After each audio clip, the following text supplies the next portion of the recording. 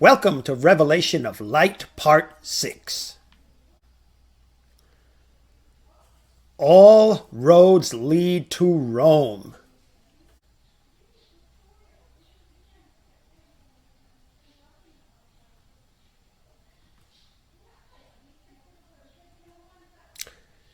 Ten kingdoms emerged out of Rome, as we saw last time. Among them comes a different kind of kingdom that uses words and knowledge. What is this unique Roman kingdom that uses words and knowledge? Daniel 7:25 tells us, "He shall speak pompous words against the Most High, shall persecute the saints of the Most High, and shall intend to change times and law." And we can understand that to be times and law of the Most High. Then the saints of the Most High, of course, shall be given into his hand for a time, times, and half a time. Now, what is this spiritual kingdom that has spiritual pursuits, as we can see here? It is a Roman spiritual kingdom that emerges out of Rome. When Rome was divided, what is this kingdom that uses words and knowledge?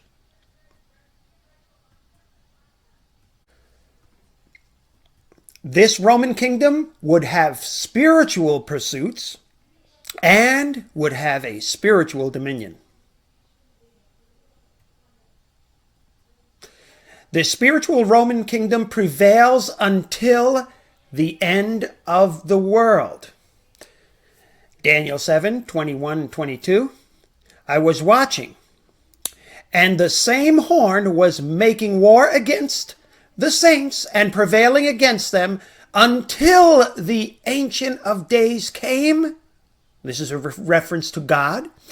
"And a judgment was made in favor of the saints of the Most High. And the time came for the saints to possess the kingdom." So this is the future event. And what we are reading here parallels what we read in Daniel chapter 2 about the setting up of God's kingdom, as was signified when that stone, which was cut out without hands, struck the statue in the feet with the 10 toes, reminding us of the 10 horns we're looking at now, the feet of iron mixed with clay. And so there was still some of that Roman iron going on to the very end.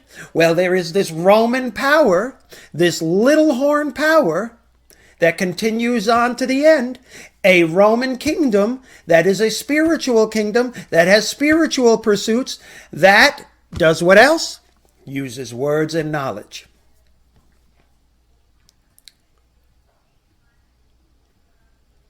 This spiritual Roman kingdom, therefore, is in the world today and has universal influence and is seeking to unify the world under its influence using words and spiritual knowledge. It is a spiritual kingdom, spiritual words and spiritual knowledge.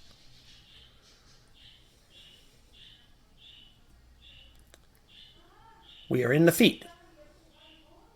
We're in the toes of time.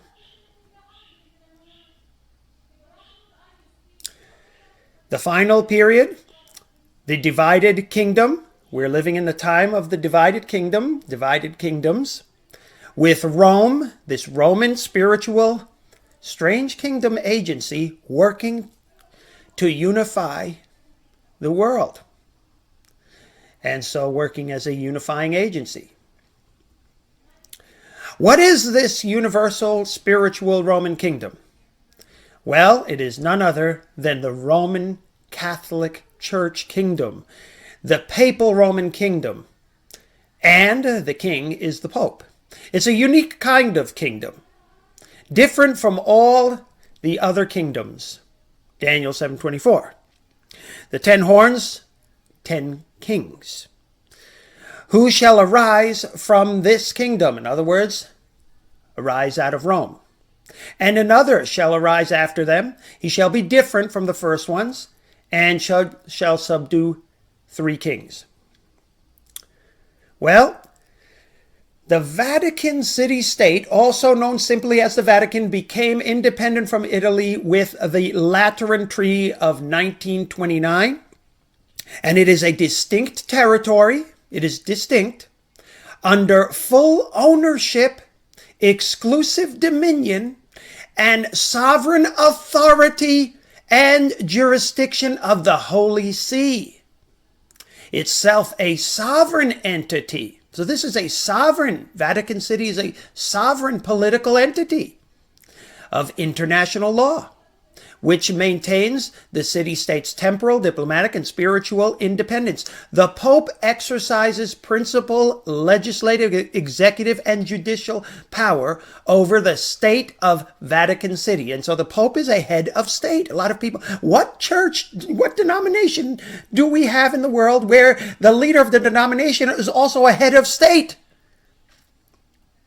This is a unique kind of kingdom, an entity distinct from the Holy See, okay, which is a rare case of non-hereditary monarchy.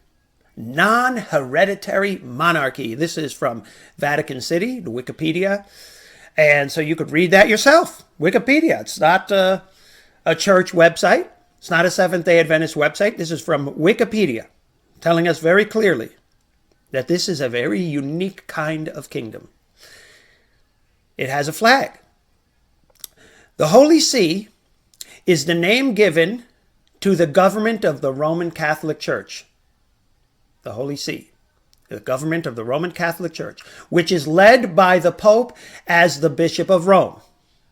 As such, the Holy See's authority extends over Catholics throughout the world, and since 1929, it has resided in Vatican City, which was established as an independent state to enable the Pope to exercise his universal authority. A universal authority. Look at that. And so the Pope has universal ambitions. He's a politician. He's a political leader. And he's a spiritual leader.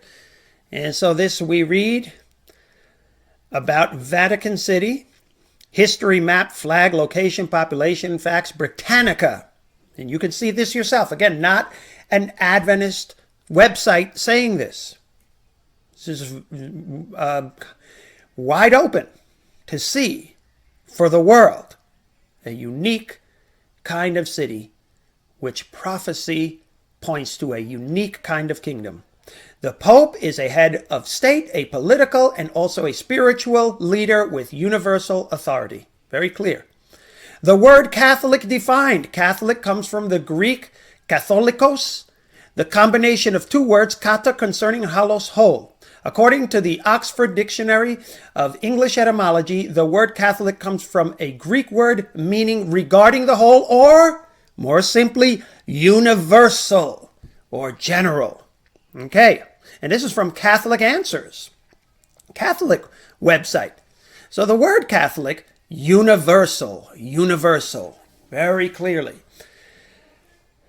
A different kind of kingdom with a leader that has global appeal, especially in our times. Let's continue.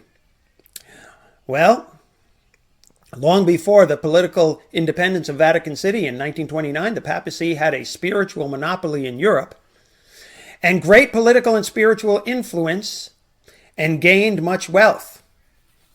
Much wealth. Pope Francis is a very popular political and spiritual leader in the world today. Constantine's reign as the first Christian emperor was immensely significant for the Bishop of Rome. The Roman Church suddenly found itself not only free of persecution, but also gifted with churches and estates. This is from the book Introduction to the History of Christianity, 2nd edition, edited by Tim Dowley. Page 150.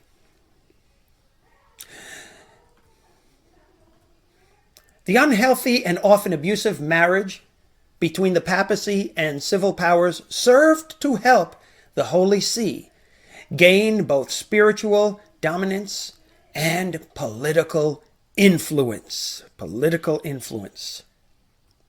During the beginning of the Germanic divisions of the Western Roman Empire, the beginnings of modern Europe, and so we're talking about the beginnings of modern Europe, and so this was the time of the 10 horns, the divisions, the Germanic divisions of the Western Roman Empire. And that was the beginnings of modern Europe.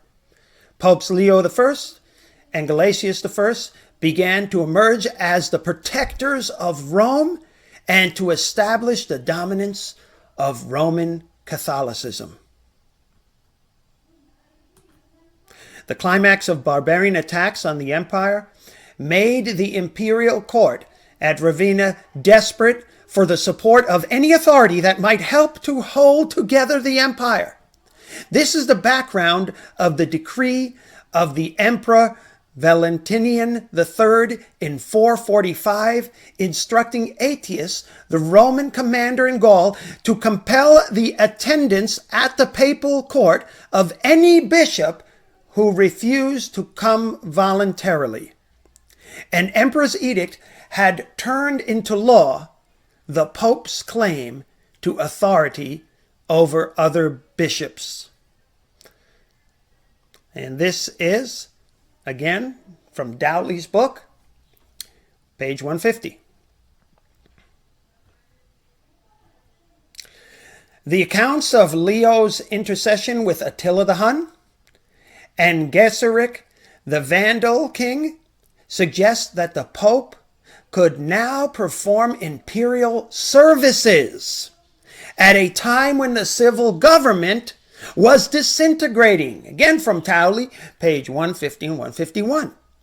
So you could see the Pope growing in civil affairs, politically growing in influence.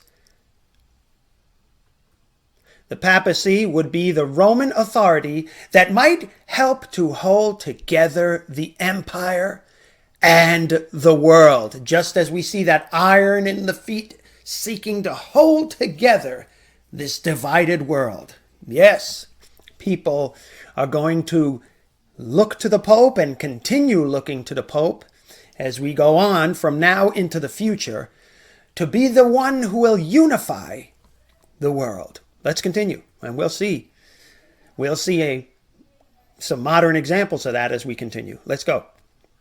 Pope Gelasius I completed the papal theory of the Middle Ages. He insisted that the emperor must guard the church, but also submit himself to the guidance of the Pope, who was himself guided by God and St. Peter. And so we could see from this that the Pope is insisting that the civil powers bow down to his authority. Even the abusive relationship between Justinian and Pope Vigilius did serve to ensure papal supremacy in Europe. Yes, it was an abusive relationship. It was a power struggle, but in the end, it ultimately served the papacy. Pope Vigilius is considered the first pope of the Byzantine papacy. Again, this is Wikipedia. Pope Gregory I. Gregory's period as pope, by its extension of the pope's authority, marks the transition from the ancient world of imperial Rome to medieval Christendom united by the Roman Catholic Church. And so right here, we are seeing in Tim Dowley's book exactly what the prophecy is talking about. And it is continuing into our time. Medieval Christendom, the time of the divided kingdoms, the time of the horns, united by the Roman Catholic Church. That strange horn, strange kingdom that uses spiritual knowledge and spiritual words. From 400 to 600, the emperors in the West increasingly relied on bishops to assist in secular matters. The fall in population and the penetration of the German peoples into the interior of the Roman Empire helped create a need for new leaders, and it was the Christian bishop, in other words, the Pope, who increasingly filled this role. By 600, the effective legislation and leadership of Western Europe was provided by the Christian clergy, particularly the bishops meeting in local councils. Dowdley, page 184. Well, I hope that this was enlightening to you as we looked at some history and how it is congruent to what the Bible teaches in prophecy. Stay tuned for Revelation of Light Part 7, Mingle to Mangle.